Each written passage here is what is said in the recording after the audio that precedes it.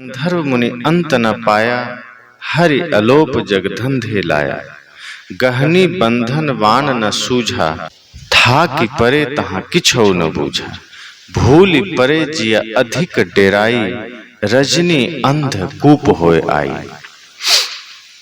माया मोह वहां भरपूरी, दादुर दामिनी पवन अपूरी। बरसै तपय अखंडित धारा, रैन भयावन कछु न आधारा। सबय लोग जहड़ाइयां, अंधा सबय भुलान। कहा कोई न माने, सब एकै माहि समान। कल हम सब ने चर्चा किया 15वीं रमैनी के ऊपर कि बोनई बदरिया परिगौ संझा, अकुआ भूला बनखंड मंझा। आज हम चर्चा कर रहे हैं 16वीं रमैनी पर।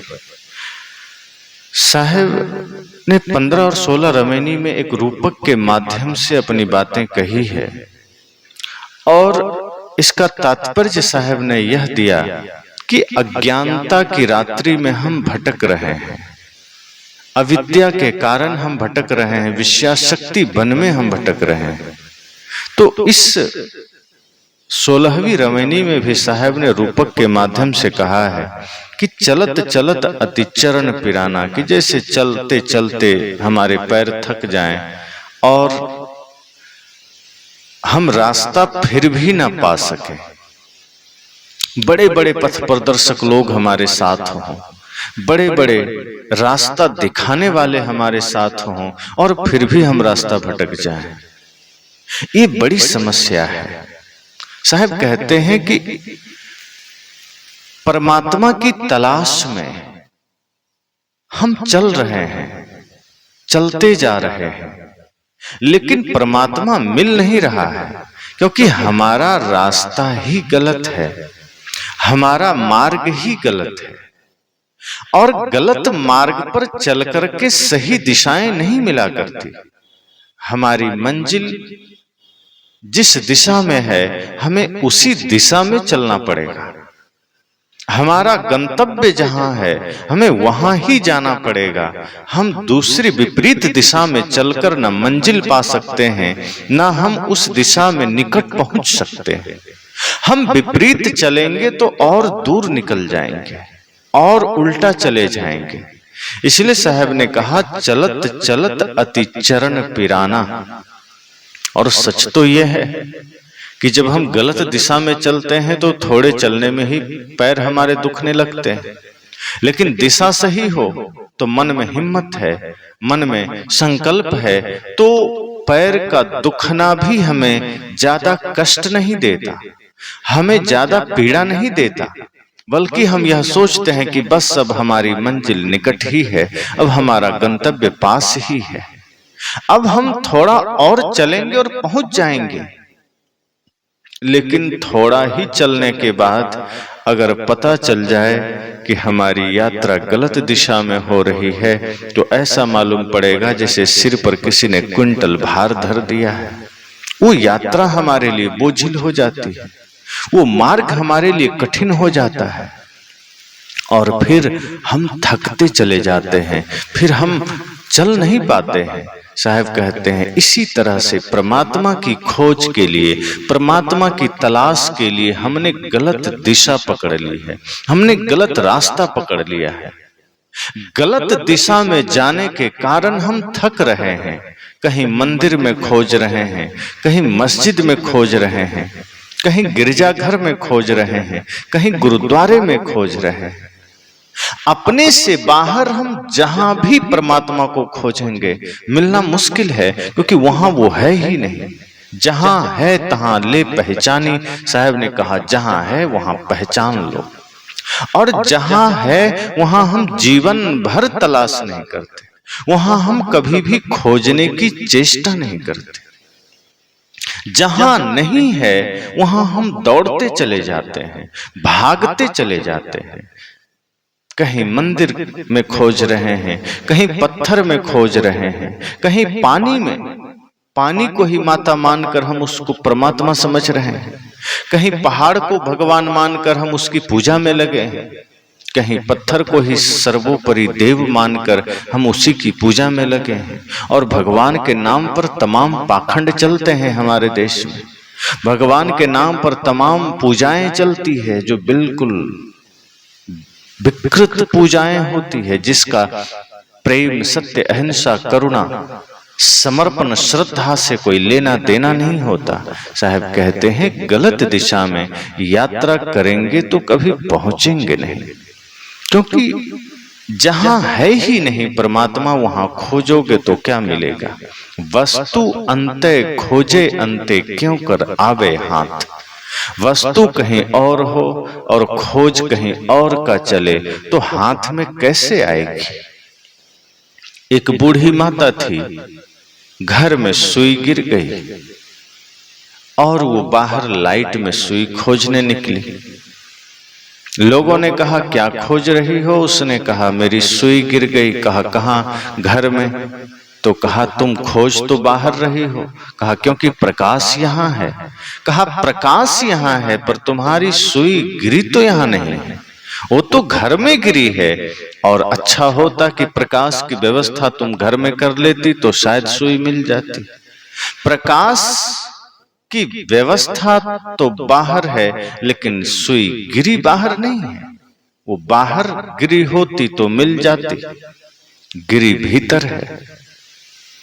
बाहर चकाचौंध है, बाहर मंदिर, मस्जिद, गुरुद्वारे हैं, लेकिन परमात्मा वहां नहीं है, वो है भीतर। और बाहर जहां भी हम खोजेंगे बाहर की वस्तुएं तो जड़ ही होगी, दृश्य ही होगी, वह विषय ही होगी। और जो विषय है, जो जड़ है, जो दृश्य है, वह सब अपने से पृथक है। और अपने से पृथक वस्तु कोई परमात्मा कैसे हो सकता है। इसलिए साहब कहते हैं अपने भीतर में तलाश करो, अपने अंदर में तलाश करो। जहां है ही नहीं तुम उसे तलाश किए चले जा रहे हो, मिलेगा नहीं, थक जाओगे। जो प्रश्न ही नहीं है तुम उसका उत्तर खोजे चले जा रहे हो। जो समस्या ही नहीं है उसका समाधान खोजे चले जा रहे हो, थक जाओगे। साहब कहते हैं चलत चलत अति चरण पिराना। और इस यात्रा में एक साधारण आदमी ही नहीं थकता। साहब कहते हैं इस व्यर्थ की यात्रा में हारी परे तहां अतिरे सयाना। ऐसी यात्रा में बड़े बड़े ज्ञानी कहलाने वाले बड़े बड़े सयाने लोग भी थक जाते हैं, क्योंकि यात्रा गलत हो तो कोई भी थक जाएगा। साहब कहते हैं कोई पूरब पुकार रहा है, कोई पश्चिम पुकार रहा है, कोई पूरब खोज रहा है, कोई पश्चिम खोज रहा है, लेकिन दोनों को नहीं मिल रहा है, क्योंकि वो पूरब में भी नहीं है, पश्चिम में भी नहीं। दिल मह खोज दिल ही मां खोजो, यह गरिमा रामा। कहते हैं पूरब दिशा हरि को बासा। हिंदू मानते हैं कि पूरब में हरि का निवास है, पश्चिम में मुस्लिम मानते हैं अल्लाह का निवास है। साहब कहते हैं न वो पूरब है न वो पश्चिम है, अनादि काल से खोजोगे कभी मिल नहीं पाएगा। दिल मह खोज दिल ही मां खोजो, दिल में खोजो, अपने भीतर तलाश करो। कस्तूरी कुंडल बसे मृग ढूंढे बनमाए, तैसे घट घट राम है दुनिया जानत नाय। कहा मृग कस्तूरी खोजने के लिए पूरे जंगल में दौड़ती है, लेकिन उसके नाभि में ही कस्तूरी है और वो अंतिम समय तक जान नहीं पाती। पत्थर में ही आग है और हम देख नहीं पाते। ज्यों तिलमा ही तेल है त्यों चकमक में आग, तेरा साईं तुझ में जाग सके तो जाग। कहत सकल घट राम में तो खोजत के ही काज, तुलसी यह कुमति सुन उर आवत अतिलाज। तुलसीदास जी कहते हैं कि अगर सभी घटों में राम है तो तुम बाहर कहाँ खोजते हो। घट में है सूझे नहीं लानत ऐसो जिंद, तुलसी या संसार को भयो मोतिया बिंद। घट में है खोजते नहीं, तो चाहे बड़े ऋषि हों, चाहे बड़े ज्ञानी हों, चाहे बड़े सयाने लोग हों, अगर गलत दिशा में खोजेंगे, परमात्मा की तलाश करेंगे, अपने से अलग मानकर यात्रा करेंगे, साहब कहते हैं वह नहीं मिलेगा। तुम थक जाओगे। न वो पूरब में मिलेगा, ना पश्चिम में, ना उत्तर, ना दक्षिण, ना नीचे, ना ऊपर। ये सब अपने से पृथक दिशाएं हैं, अपने से बाहरी दिशाएं हैं, और अपने से पृथक जो कुछ भी है वो माया का रूप है, विषय का रूप है, जड़ है, दृश्य है। अगर परमात्मा को खोजना है, तलाशना है, तो अपने भीतर खोजो, स्वयं में खोजो। वह बाहर नहीं मिलेगा। जो वस्तु जहां है ही नहीं, वहां तलाश करने का क्या अर्थ, क्या प्रयोजन, क्या तात्पर्य? जो प्रश्न ही नहीं है, उसका उत्तर हम जीवन भर खोजते रहें, कभी मिल ही नहीं सकता। जो समस्या ही नहीं है, उसका समाधान हम जीवन भर खोजते रहें, मिलेगा ही नहीं। और सच तो यह है कि हम वही करते हैं। जो प्रश्न है ही नहीं, हम उसी का उत्तर खोज रहे हैं। जो समस्या है ही नहीं, हम जीवन भर उसी का समाधान खोज रहे हैं। जहां समस्या है ही नहीं, वहां समाधान खोज रहे हैं। समस्या कहीं और है, प्रश्न कहीं और है, हम उसका उत्तर नहीं खोजते। एक राजा ने घोषणा किया कि कुछ समझदार लोगों को दरबार में बुलाया जाए, और उसमें से जो पास होगा, उन लोगों को एक पहेली दिया जाएगा, एक प्रश्न दिया जाएगा। अगर उसका समाधान कर दिया, वही इस राज्य का उत्तराधिकारी होगा। जैसे आज के समय में नौकरी की सूचना जारी हो जाए तो लाखों लोग फॉर्म भर देते हैं, लेकिन जितनी सीटें होती है उतने ही लोग उत्तीर्ण हो पाते हैं। इसी तरह उस समय भी जब राजा ने घोषणा किया, तो राज्य का उत्तराधिकारी होना कोई साधारण बात तो नहीं। लाखों लोगों ने आवेदन दे दिए, और उसमें से मुश्किल से कुछ लोग ही उत्तीर्ण हो सके। गिने चुने 3 लोग, वो 3 लोग दरबार में बुलाए गए। अब स्वाभाविक है, लाखों में से 3 ने ही प्रश्नों के उत्तर दिए थे और उत्तीर्ण होकर आए थे। राजा ने कहा, निश्चय ही तुम इस राज्य के बड़े ज्ञानी और समझदार मालूम पड़ते हो।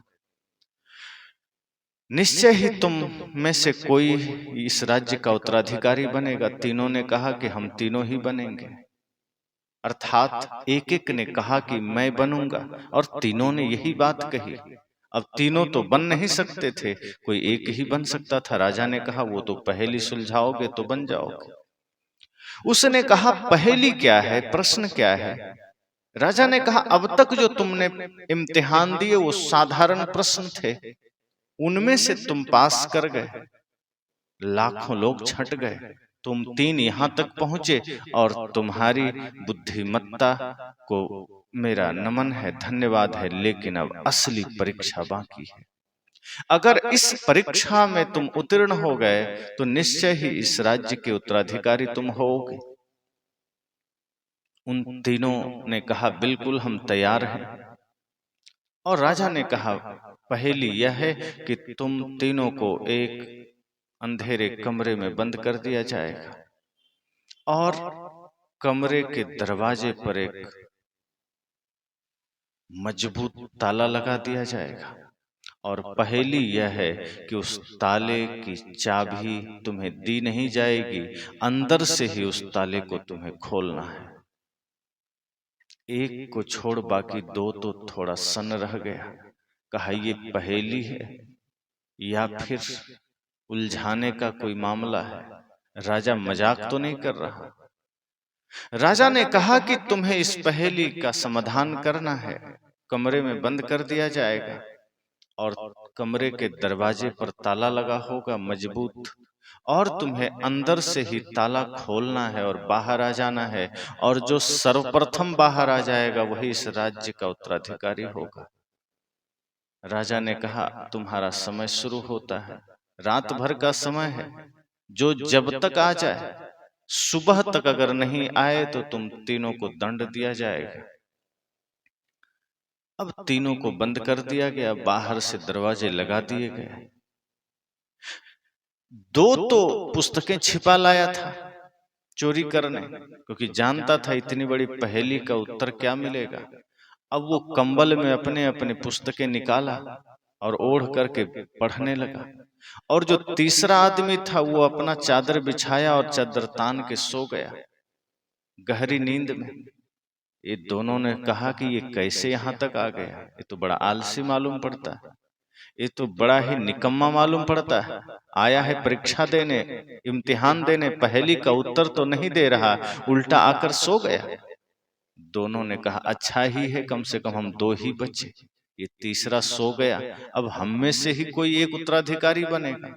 और वो किताबें उलटता रहा, लेकिन उस पहेली का कोई उत्तर नहीं मिल रहा था। वो पुस्तक छान रहा है, एक से एक पोथियां उठा लाया था, कभी इधर कभी उधर, कभी उस पुस्तक को कभी इस पुस्तक को, बार बार उलटते पलटते, कोई समाधान नहीं मिल रहा कि अंदर से ही बाहर का मजबूत ताला खोला कैसे जाए। कोई उत्तर नहीं मिल रहा। बार बार कभी बाएं झांकता है कि हाँ वो तीसरा आदमी सो रहा है, वो तो कुछ कर ही नहीं रहा, उसे आश्चर्य हो रहा है, ये कुछ कर क्यों नहीं रहा, ये सो गया है, हम दोनों मेहनत कर रहे हैं, निश्चय ही हम दो में से कोई एक सफल होगा। और वो और ध्यान से पुस्तकें उलटने लगा, और गहराई से पुस्तकें उलटने लगा, और तैयारी से एक एक शब्द छानने लगा, पर कोई उत्तर नहीं मिला। दोनों इतने लीन हो गए कि अब अगल बगल का भी पता ना रहा वो पुस्तक उलटने में। आजकल के बच्चे भी जब कड़ा इम्तिहान हो तो चिट्ठी पुर्जे उठा ले जाते हैं चुपके से। हालांकि अब ऐसा समय नहीं है, जगह जगह सीसीटीवी कैमरे और चेकिंग इतने मजबूत हो गए कि चिट पुर्जे ले जाना कठिन, लेकिन फिर भी चालाकियां ऐसी ऐसी है कि लोग चोरी कर ही लेते हैं। वही काम उन दोनों ने किया था, चुपके से पुस्तकें उठा लाया था और उसी में वो पहेली का उत्तर खोज रहा था। इतने तल्लीन हो गए वो पहेली का उत्तर खोजने में कि वो भूल ही गया कि यहाँ तीसरा भी बैठा है, तीसरा भी लेटा है। और वो तीसरा आदमी सोते सोते अचानक ध्यान आया, नींद खुली कि हम जिस प्रश्न का उत्तर खोज रहे हैं, हम जिस ताले की चाबी खोज रहे हैं, हम जिस ताले को खोलने की तरकीब खोज रहे हैं, एक बार चेक तो कर लो कि दरवाजा में ताला लगा भी है कि नहीं। और यही सोचकर वो उठकर खड़ा हुआ और दरवाजे में धक्का मारा, कोई ताला लगा नहीं था, दरवाजा खुल गया और वो दरवाजा बंद करके राजा के पास पहुंचा। कहा मैं तो आ गया। कहा धन्यवाद, तुमने तो बड़ी कमाल की बात कर दी, तुमने तो कमाल कर दिया। और वो दोनों कहा पता नहीं, मैं तो सो रहा था, उठा अचानक और ध्यान आया कि पता नहीं दरवाजे पर ताला है भी कि नहीं, और जो ताला ही ना हो कहीं पता चला हम उसके ही समाधान में बैठे हैं। और अंततः पता चला कि ताला ही नहीं। राजा उस आदमी को लिया, तीसरे लड़के को कहा चलो जरा उन दोनों का भी हाल चाल पता करते हैं। दरवाजा खोला राजा ने, कहा क्या कर रहे हो। कहा बहुत मेहनत से पुस्तकें उलट रहे हैं, शायद कोई समाधान मिल जाए। कहा बस बंद करो बकवास, जिसे निकलना था वो निकल गया, तुम अब तक पुस्तकें पढ़ रहे हो। कहा ये असंभव है, वो तीसरा तो सो रहा था, वो ऐसे कैसे समाधान पा लिया।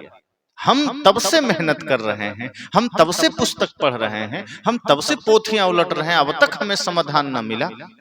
राजा ने कहा पहले तुमने ये जानने की चेष्टा की कि कोई समस्या है भी कि नहीं, कि कोई प्रश्न है भी कि नहीं, कि बिना प्रश्न के ही उत्तर खोजे जा रहे हो, कि बिना समस्या के ही समाधान खोजे जा रहे हो।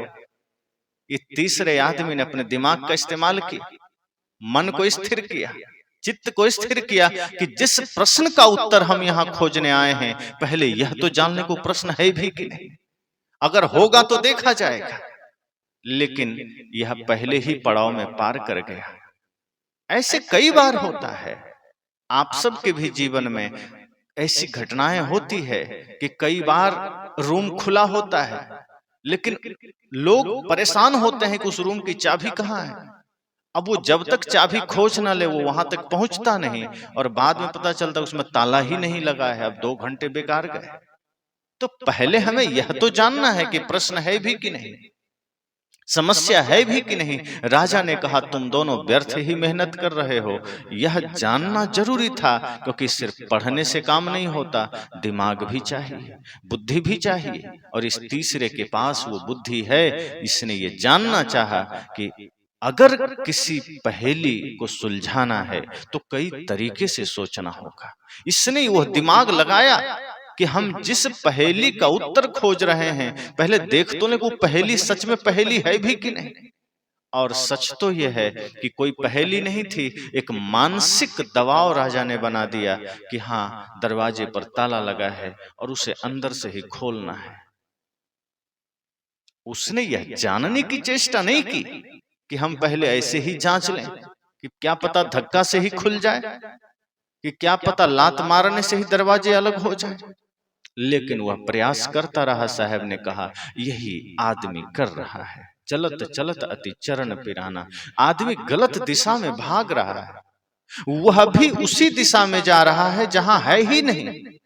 और जहां है ही नहीं वहां खोजने से कभी परमात्मा मिलेगा नहीं। जहां है अगर वहां खोजा जाए तो क्षण भर में मिल सकता है।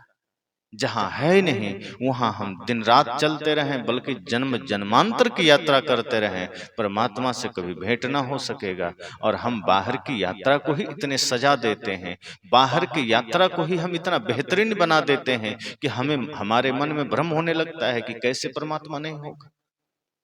इतने सुंदर मंदिर हमने बनाए, इतने सुंदर सुंदर मस्जिदें हमने बनाई, इतने सुंदर गिरजाघर हमने बनाए, क्या यहाँ परमात्मा नहीं हो सकता है? इतनी खूबसूरत मूर्तियां हमने सजाई, इतने शास्त्रों में लिखा है, कैसे यहाँ परमात्मा नहीं हो सकता है? और यही भ्रम के कारण हम उलझ जाते हैं और जो प्रश्न ही नहीं उसके उत्तर में लग जाते हैं। साहब ने कहा कि जहां परमात्मा है ही नहीं हम उसे खोज रहे हैं, जहां परमात्मा की कोई जहां परमात्मा का कोई संकेत नहीं, नामो निशान नहीं, उसी ओर हम भागे चले जा रहे हैं और बड़े बड़े सयाने लोग उसमें फंस रहे हैं। आगे साहब कहते हैं गण गंधर्व मुनि अंत न पाया, हरि अलोप जग धंधे लाया। साहब कहते हैं कि गंधर्व गण मुनि गण आदि भी उसका भेद नहीं जान सके। स्वाभाविक है कि जो है ही नहीं, चाहे मुनि हो, चाहे गंधर्व हो, चाहे देवता खुद हो, वो कैसे जान लेगा। हरि अलोप जग धंधे लाया, उसे अपने से दूर और गायब समझकर उसकी खोज के धंधे में पड़े। जो परमात्मा अपने भीतर है, हम उसे बाहर सोच रहे हैं कि बाहर कहीं गायब है, बाहर कहीं मिल जाएगा। साहब कहते हैं जो है ही नहीं उसे अपने से दूर और अपने से अलग खोजना, गायब है यह सोचना, कैसे मिल जाएगा। इसी धंधे में लोग पड़े हैं। जगह जगह परमात्मा का पता बताया जाता है कि यह मंत्र 100 बार जप लो, परमात्मा का दर्शन हो जाएगा। सोमवार का व्रत कर लो, भगवान का दर्शन हो जाएगा। एकादशी व्रत कर लो, भगवान का दर्शन हो जाएगा। गंगे तव दर्शनार्थ मुक्ति, गंगा में डुबकी लगा लो। गंगा के लिए तो यहाँ तक कहा गया कि 400 कोस से ही गंगा का नाम लो, पाप से मुक्ति हो जाएगी। संत जन कहते हैं कि पाप वही जो मनमध्य विकारा, तीर्थ वही जो पाप ही तारा। पाप तो मन का विकार है और गंगा का नाम लेने से मन कैसे निर्मल हो सकता है? क्योंकि गंगा का उच्चारण तो तालु से हो रहा है। गंगा तो पाप तालु में थोड़े चिपका है जो गंगा का नाम लेने से पाप से मुक्ति हो जाएगी, या फिर पाप हमारे शरीर पर थोड़े चिपका है जो गंगा में डुबकी लगाने से पाप से मुक्ति हो जाएगी। पाप मन का विकार है और मन का विकार बाहर के जल से नहीं धुलता, वो ज्ञान के जल से धुलता है, वो सत्संग से धुलता है। साहब कहते हैं ये धंधा संसार में चल रहा है और बड़े बड़े धर्मगुरु, बड़े बड़े सयाने लोग इस झूठे धंधे में पड़े हैं, जो लोगों को समझा रहे हैं कि बाहर ही परमात्मा है, बाहर ही परमात्मा मिलेगा और उसे खोजना है, उसे पाना है। चाहे वो नाम जप से पाओ, चाहे वो ध्यान से पाओ। बिंदु ध्यान, ज्योति ध्यान, त्राटक ध्यान की बातें कर करके लोगों को भरमाया जाता है। एक से एक मंत्र बताया जाता है। अमुक तीर्थ में जाने से भगवान मिल जाएगा, किसी ज्योतिर्लिंग पर जल चढ़ाने से भगवान मिल जाएगा। सावन के महीने में भगवान शिव के जितने भी ज्योतिर्लिंग हैं वहां इतनी भीड़ आपको मिलेगी कि आप देखकर घबरा जाएंगे कि धार्मिकों की इतनी लंबी भीड़। भारत के लोग इतने ज्यादा धार्मिक हैं तो ये भ्रष्टाचार कौन करता है, ये पाप कौन करता है, ये छल कपट कौन करता है, ये हिंसा कौन करता है, ये अपने ही भाई के साथ दगाबाजी कौन करता है, अपने ही माता पिता को वृद्धाश्रम में कौन रखता है, अपने ही पड़ोसियों के साथ इतना विध्वंसकारी कृत्य कौन करता है, अपने ही समाज में मां बहन बेटियों पर कुदृष्टि कौन करता है। इतना भयंकर पाप चारों ओर भरा है, भ्रष्टाचार भरा है, लेकिन इस एक महीने में आपको लगेगा कि लगता है देवलोक धरती पर आ गया है, लगेगा जैसे सारे लोग धर्मात्मा हो गए, ज्ञानी हो गए। लेकिन यह बाहरी रूप है। जैसे काल नेमी जब हनुमान जी को छलना चाहा तो साधु का वेश बनाया, लेकिन भीतर से तो काल नेमी ही था। ऐसे ही आज लोग परमात्मा के नाम पर, धर्म के नाम पर क्षण भर के लिए कालनेमी बन जाते हैं। कालनेमी लोग धार्मिक बन जाते हैं। वो होते तो कालनेमी ही हैं, वो भीतर से तो कालनेमी हैं, लेकिन कुछ देर के लिए धर्मात्मा बन जाते हैं, धार्मिक बन जाते हैं। और ऐसे धार्मिकों की कोई कमी नहीं, चारों ओर भीड़ मिलेगी। लेकिन वस्तुतः आप देखेंगे तो किस उनका भाई से मुकदमा चल रहा है, पड़ोसी से मुकदमा चल रहा है, माता पिता को वृद्धाश्रम भेज रखा है, पत्नी से झगड़ा चल रहा है, बच्चों से मनमुटाव चल रहा है, मांस मछली मदिरा का सेवन किए चले जा रहे हैं। साहब कहते हैं परमात्मा के नाम पर यह धंधा चल रहा है। और चूंकि यह इसलिए चल रहा है कि जो धर्मगुरु हैं उसे पता है कि परमात्मा बाहर नहीं है, वो भीतर ही है। लेकिन जब भीतर बता दिया जाएगा तो कोई उनके पास पहुंचेगा नहीं, उनका भट्ठा बैठ जाएगा, उनकी पेट पूजा पर लात पड़ जाएगी, उनका विलासीपूर्ण जीवन कैसे चलेगा। इसलिए जो सत्य कह रहा है वहां कोई खड़ा होने को राजी नहीं है, क्योंकि आदमी का मन सदैव झूठ के पीछे भागता है। तो जहां झूठ की खुद खेती हो रही है उस धंधे में संसार पड़ा है। आगे साहब कहते हैं, गहनी बंधन बान न सूझा था कि परे तहां किछो न बूझा, कि अपना गंतव्य अपने से अलग मानना ही कठिन बंधन या बंधन ग्रहण करना है। गहनी बंधन बान न सूझा, कि अपने से अलग अपना गंतव्य मानना ही यह कठिन बंधन है। और ऐसे लोगों को अपना लक्ष्य नहीं सूझता, चूंकि अपने से अलग हमने जहां लक्ष्य बनाया, अपने से अलग जहां हमने कोई ईश्वर की कल्पना की, साहब कहते हैं यही बंधन हो गया, गहनी बंधन, गहन बंधन हो गया। बाण न सूझा, और जब गहनी बंधन हो गया तो बाण अर्थात लक्ष्य नहीं दिखता। जहां गहन गंभीर बंधन मन में पैदा हो जाता है तो अपना लक्ष्य पता नहीं चलता। फिर हम जहां तहां लक्ष्य की तलाश करते हैं, था कि परे तहां किछो न बूझा। और ऐसे लोग हताश होकर, निराश होकर, कुछ भी समझ में नहीं आता कि ईश्वर कहाँ है, किस दिशा में है, कहाँ है, किधर तलाश करें। क्योंकि धर्मगुरु भी ऐसे ऐसे हैं जो ईश्वर के नाम पर बहुत लोगों को बेवकूफ बना देते हैं, उलझा देते हैं, दिशा भ्रम करा देते हैं।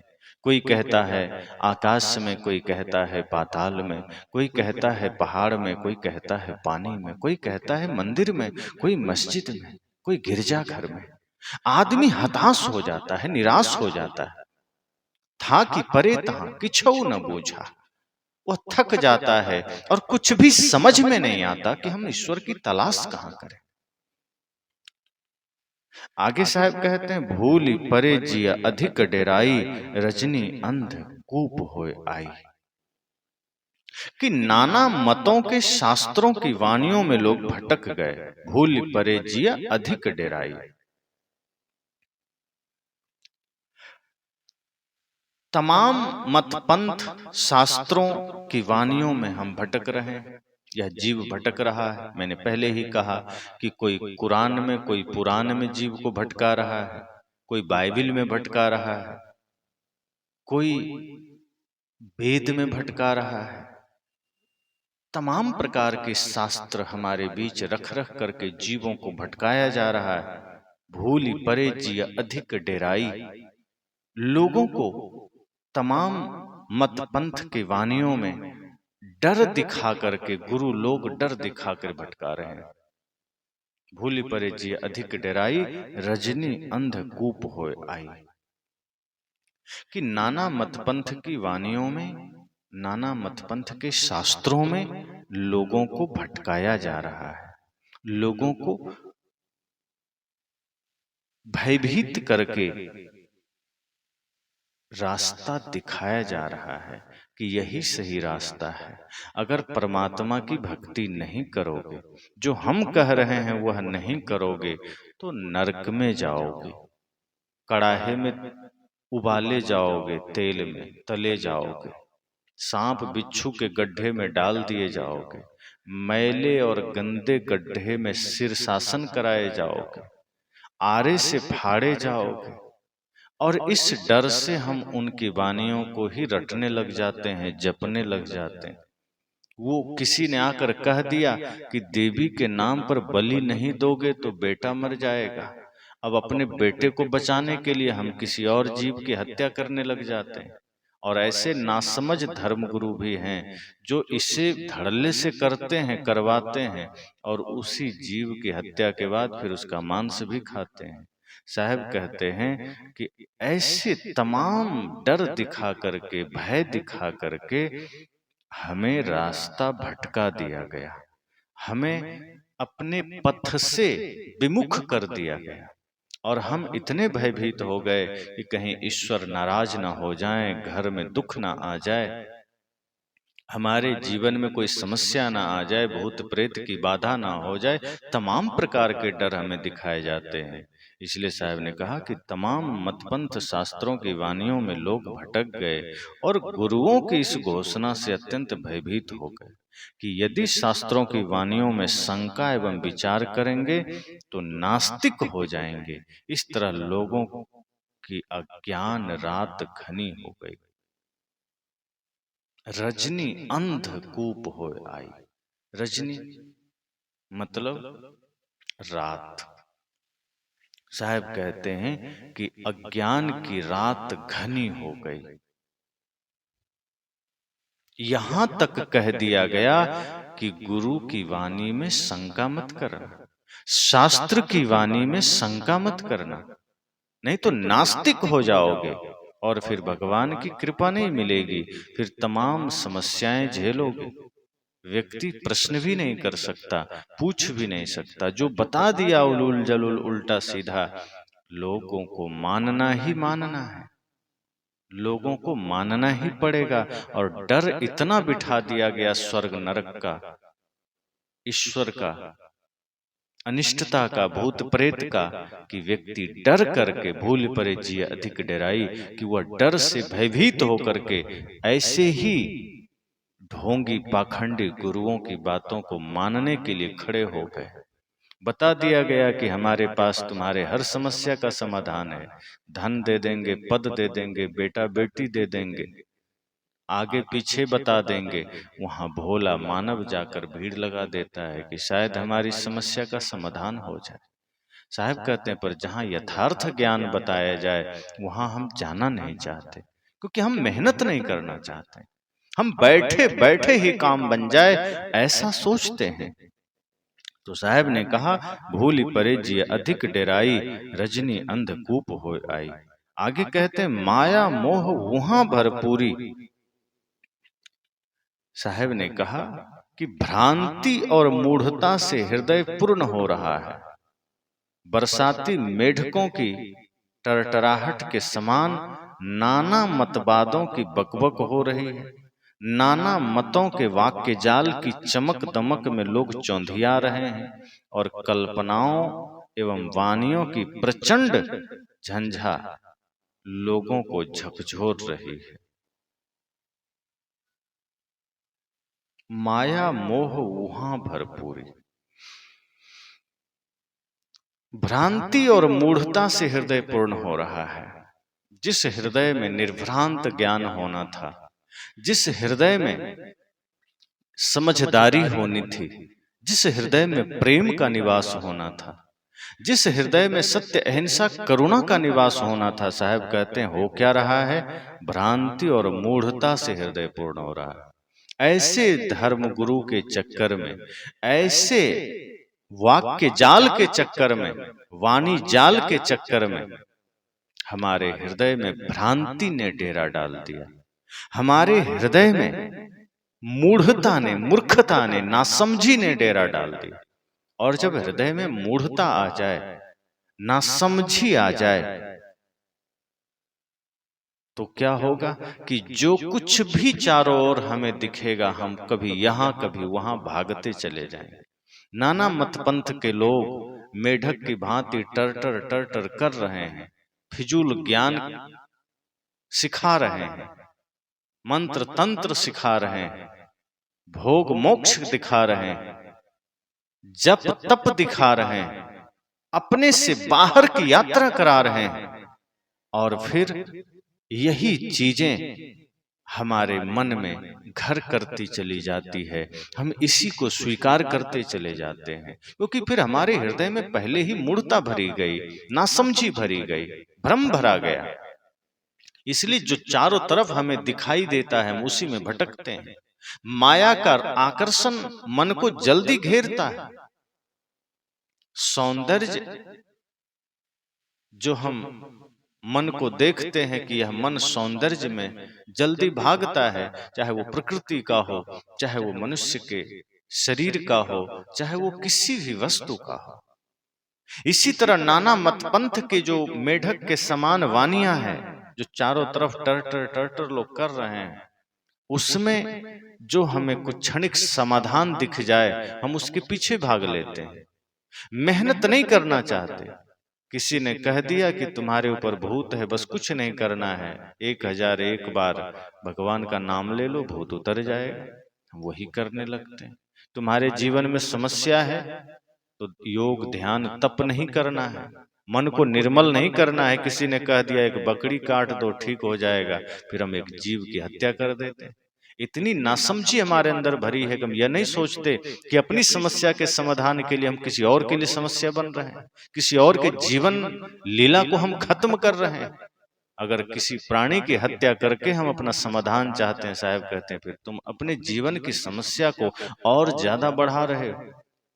इसलिए जो चारों ओर नाना मतपंथ मतवादों की वाणियां मेढक की तरह टरटराहट के साथ लोग दे रहे हैं, बक रहे हैं, साहब ने व्यंग किया है और एक चोट भी दिया है कि जिस तरह की वाणियां आज समाज में चारों तरफ देखने को मिलती है, उसमें से अधिकांश वाणियां स्वयं से स्वयं को दूर कर रही है, अपने ही परमात्मा से स्वयं को दूर करने वाली वाणियां हैं। यथार्थ ज्ञान का कहीं नामो निशान नहीं। नाना मतों के वाक्य जाल की चमक दमक में लोग चौंधिया रहे हैं, क्योंकि वहां स्वर्ग की बातें बताई जा रही है, मोक्ष की बातें बताई जा रही है, और इस तरीके से बताई जा रही है कि कुछ भी नहीं करना है, गंगा जल ले लेना है, मोक्ष मिल जाएगा, भगवान का नाम लेना है, मोक्ष मिल जाएगा, स्वर्ग मिल जाएगा, जीते जी विमान आएगा लेने। जो रास्ता हम बता रहे हैं वो कर लो, अभी ही विमान लौटने वाला है तुम्हें लेने। और आदमी इस चमक दमक में भूल जाता है और कल्पनाओं एवं वाणियों की प्रचंड इस धारा में लोग परेशान हो रहे हैं। इस प्रचंड झंझावात में आदमी हिलोरे खा रहा है। इसलिए साहब ने कहा कि इस कल्पना से, इस नाना मतपंथ के वाणी जाल से, भ्रमपूर्ण वाणियों से, मूढ़तापूर्ण वाणियों से स्वयं को बचा लो। ये अज्ञानता है, ये मूढ़ता है, इससे हम स्वयं से ही दूर हो रहे हैं। क्योंकि माया मोह के अतिरिक्त इसमें कुछ भी नहीं है, मूढ़ता के अतिरिक्त यहाँ कुछ भी नहीं है, कोई पूर्णता नहीं है। जब हम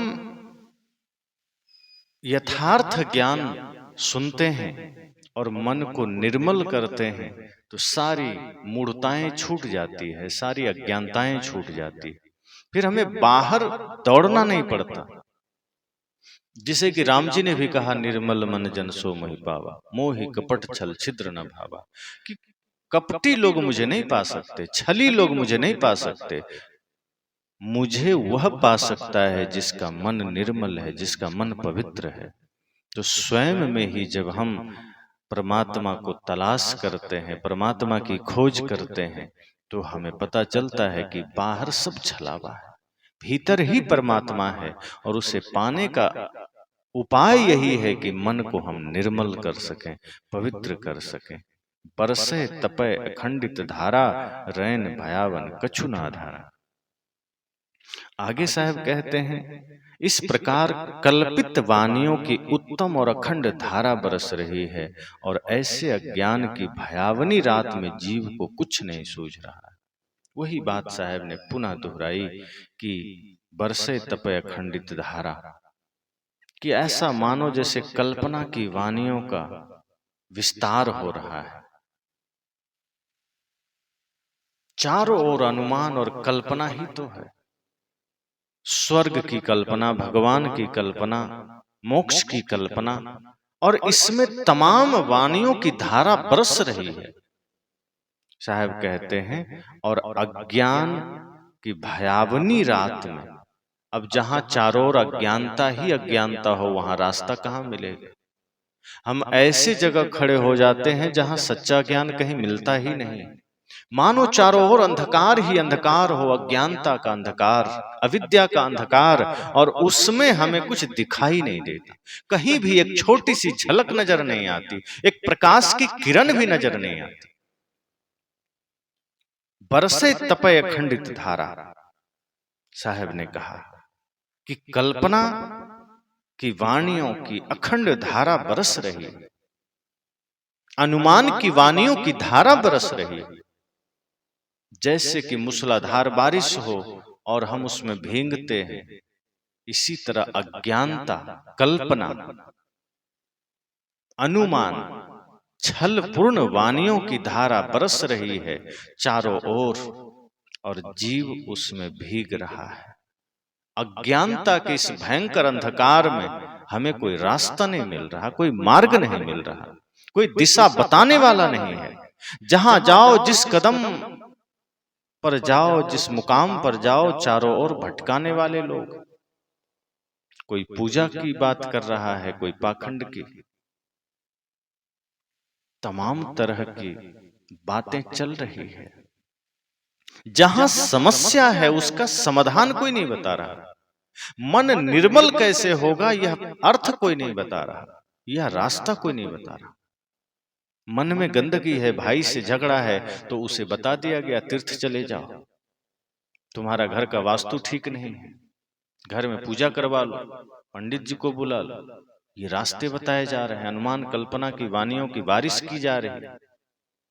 और इस अज्ञान के अंधकार में हमें कोई पथ, कोई मार्ग दिखता नहीं, कोई रास्ता दिखता नहीं। इसलिए साहब ने कहा कि कल्पनापूर्ण वाणियों का जाल इतना भयंकर है कि जीव इस अज्ञान के अंधकार में कोई किरण नहीं पा रहा, क्योंकि हर कदम पर उलझाने वाले लोग। यथार्थ कोई कहता ही नहीं। पारिवारिक झगड़े हैं तो मंत्र जाप कर लो, ठीक हो जाएगा। शरीर में कोई तकलीफ है तो मेरे पास आ जाओ, मंत्र पढ़ दूंगा, तेल पढ़ दूंगा, पानी पढ़ दूंगा, ठीक हो जाओ। भैंस बच्चा नहीं दिया तो उसका समाधान ये धर्म गुरु कर देते हैं, पंडा पुरोहित ओझा बैगा कर देते। भैंस दूध नहीं दे रहा, उसका भी समाधान ये कर देते हैं। और ये सारे फिजूल के चक्कर में जीव फंस रहा है। यथार्थता कहीं दिखता नहीं, सत्य का किरण कहीं नजर नहीं आता। इसलिए साहब ने कहा कि हमें कुछ दिख नहीं रहा। सवै लोग जहड़ाइयां, अंधा सवै भुलान। और ऐसा है कि इस अज्ञानता में सवै लोग जहड़ाइयां, विवेक की आंख न होने से, चिंतन न होने से, सही ज्ञान न होने से सभी जीव अपने स्वरूप को भूल गए, अपने महत्ता को खो चुके। जहड़ाइया मतलब खो देना। सभी लोग जहड़ाइया कि सभी लोगों ने बिना विवेक के, बिना विचार के, बिना चिंतन के, बिना यथार्थ ज्ञान के अपने स्वरूप को खो दिया, अपने ही रूप को खो दिया। अब जहां विवेक होगा ही नहीं, वहां तो पूरी यात्रा अज्ञानता की यात्रा होगी। जहां थोड़ा भी प्रकाश ना हो तो फिर रात तो अंधियारी होगी ही, और उस अंधियारी रात में हम कदम कदम पर गिरेंगे, कदम कदम पर छले जाएंगे। इसलिए साहब कहते हैं सभी लोग जहड़ाइया, बिना विवेक के सभी लोग अपने स्वरूप को खो दिए, अपने ज्ञान को खो दिए, अपनी ही शक्ति को खो दिए, अपनी महत्ता को खो दिए। अंधा सबे भुलान। साहब ने कहा कि विवेक की बातें कोई नहीं मानता। अपने को खो करके, अपने को गंवा करके, अंधा सबे भुलान का अर्थ साहब यहां कहते हैं कि जितने भी अज्ञान के अंधे हैं सभी लोग भूल गए, अपने स्वरूप को भूल गए। और जहां विवेक नहीं है तो स्वाभाविक है कि वो गलत मार्ग पर जाएंगे, गलत चिंतन में जाएंगे, गलत दिशा में जाएंगे, गलत रास्ते पर जाएंगे। जहां विवेक नहीं है वह व्यक्ति अंधा है। जहां विवेक की आंख नहीं है वो व्यक्ति नेत्रहीन है, और फिर वो भूल रहा है। वो भूलेगा, वो अपने आप को भूलेगा, वो अपने सही रास्ते को भूलेगा, अपने मंजिल को भूलेगा। साहब ने कहा सभी लोग जहड़ाइया, सभी लोग अपने स्वरूप को खो रहे हैं। क्यों? अंधा सबे भुलान। बिना विवेक के, बिना ज्ञान के, यथार्थ विचार के अंधा सबे भुलान, अंधा बन करके, अज्ञानी बन करके सब भूल गए, अपना मार्ग भूल गए। कहा कोई न माने सब एक है माई समान। साहब कहते हैं इसलिए कोई नहीं मान रहा, साच बात कोई मान नहीं रहा। कोई सत्य कहने के लिए खड़ा है तो मान नहीं रहे, क्योंकि अज्ञानता इतनी प्रबल है, नासमझी इतनी प्रबल है कि उसके चकाचौंध में हम सही ज्ञान को परख नहीं पाते। गलत चीजों का विज्ञापन इतना तगड़ा होता है कि आदमी उसी में उलझता है। साबुन का विज्ञापन दे दिया, घटिया से घटिया साबुन का विज्ञापन कोई हीरोइन कर दे तो आदमी वही साबुन खरीद के लगाने की सोचता है। लेकिन कोई वैज्ञानिक कितना भी कीमती साबुन का विज्ञापन दे, जल्दी कोई खरीदता नहीं। घटिया से घटिया चीजों का विज्ञापन बढ़िया हो जाए तो आदमी उसी को खोजता है, उसी को पाने की कोशिश करता है। साहब कहते इसी प्रकार ये झूठा झूठा ज्ञान, कल्पना की ज्ञान, अज्ञानता भरे रास्ते हमें अच्छे लगते हैं, क्योंकि उसका विज्ञापन चमत्कृत है, उसका विज्ञापन बड़े अच्छे ढंग से किया जा रहा है, और इसलिए हमारा मन उन्हीं लुभावने चीजों में दौड़ता है, उसी में भटकता है, उसी में जाता है। इसलिए साहब ने कहा कोई न माने सब एक है माही समान, कि कोई यह बात मानने को राजी नहीं। उल्टा कर क्या रहा है? अंधे अंधा ठेलिया, कि अंधा अंधे को रास्ता दिखा रहा है, अंधा अंधे को मार्ग बता रहा है। जो खुद अंधकार में है वह दूसरे को रास्ता बताएगा तो अंधकार में ही तो जाएगा, प्रकाश में कैसे जाएगा? जो खुद बंधा हुआ है वो दूसरे का बंधन खोलने के लिए आगे आना चाहता है, जो खुद डूबा है वो दूसरे को निकालना चाहता है, जो दिया खुद बुझा हुआ है वो दूसरे बुझे दिए को कैसे जला सकता है? इसलिए साहब कहते हैं विवेक करो, विचार करो, सच्चे गुरु की शरण में जाओ। सच्चे गुरु कभी माया में नहीं भटकाएंगे, सच्चे गुरु तुम्हें कभी कल्पना की बातों में नहीं ले जाएंगे, सच्चे गुरु तुम्हें कभी भी लुभावने चीजों में नहीं ले जाएंगे। वे तुम्हारे मन की कल्पनाओं का पोषण नहीं करेंगे। जो सच्चे गुरु होंगे वो तुम्हारे मन के विकार को, मन की कल्पना को तोड़ेंगे, खत्म करेंगे, चोट करेंगे। जैसे शरीर में घाव हो जाए तो डॉक्टर सहलाता नहीं है, औजार से उस घाव का ऑपरेशन कर देता है, उसे सही कर देता है। वो सहला करके तुम्हें और कष्ट नहीं देंगे। पर ये जो अज्ञानी लोग हैं, धूर्त ठग लोग हैं, ये हमारी मान्यताओं को और सहला देते हैं, हमारी अज्ञानताओं को और सहला देते हैं, और ज्यादा अज्ञानता भर देते हैं, और ज्यादा नासमझी भर देते हैं, ताकि हम भूले रहें, दिन रात भूले रहें, जन्म जन्मांतर भूले रहें, ताकि उनका काम चलता रहे। साहब कहते हैं नहीं, दिशा गलत है, रास्ता गलत है, और जब दिशा ही गलत हो, मार्ग ही गलत हो, तो परमात्मा नहीं मिलेगा। परमात्मा को बाहर खोजना भी नहीं, तलाश भी नहीं करना है, अपने भीतर भी खोजना है। यह बात अधूरी है। साहब तो कहते हैं, हो हुजूर ठाड़ कहत हूं अब तय समर समर। तुम ही हुजूर हो, तुम ही स्वामी हो, तुम ही मालिक हो। खोजना भी नहीं, अपने मन को निर्मल कर लेना है, अपने मन के विकारों को मिटा लेना है। और जब मन को विकारों से मुक्त कर लोगे, ध्यान के द्वारा, चिंतन के द्वारा, ज्ञान के द्वारा, सच्चे संत के संग के द्वारा, तो पाओगे कि तुम्हारे भीतर ही भगवत्ता जागृत हो गई, तुम्हारे भीतर ही ईश्वर के गुण आ गए। तो इसलिए सदगुरु कबीर का यह ज्ञान, यह विचार अद्भुत है, अनमोल है। हम सबको समझना है कि अपने से पृथक कोई भी रास्ता, कोई भी मार्ग मंजिल तक नहीं ले जा सकता।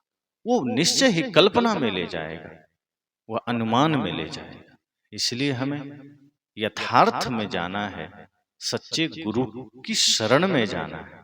और जब सच्चे गुरु की शरण में जाएंगे, तब हम इस जीवन की सार्थकता को समझ पाएंगे, इस जीवन की महत्ता को समझ पाएंगे, और मनुष्य शरीर पाने का अर्थ समझ पाएंगे। तो चलत चलत अति चरण पिराना, हारि परे तहाँ अतिरे सयाना, गण गंधर्व मुनि अंत न पाया, हरि अलोप जग धंधे लाया। गहनी बंधन बान न सूझा, था कि परे तहाँ किछउ न बूझा, भूल परे जिया अधिक डेराई, रजनी अंधकूप होए आई। माया मोह वहाँ भरपूरी, दादुर दामिनी पवन अपूरी, बरसय तपय अखंडित धारा, रैन भयावन कछु न आधारा। सबय लोग जहड़ाइयाँ, अंधा सबय भुलान, कहा कोई न माने, सब एक माहि समान।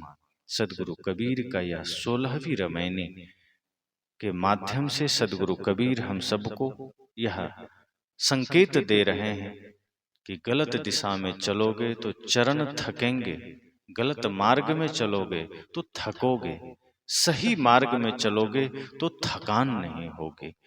ईश्वर परमात्मा को अगर अपने से अलग खोजोगे तो जन्म जन्मांतर थकते जाओगे। और चाहे वो कोई ज्ञानी हो, कोई सयाना हो, कोई मुनि हो, अगर वह भी अपने से पृथक भगवान की तलाश में है, वह भी थकेगा। इसलिए कोई भी व्यक्ति बाहर भगवान का अंत नहीं पाएगा। भीतर लौटो, भीतर ही परमात्मा है। मोको कहाँ ढूंढे बंदे, मैं तो तेरे पास में। बस बोलिए सदगुरु देव की जय।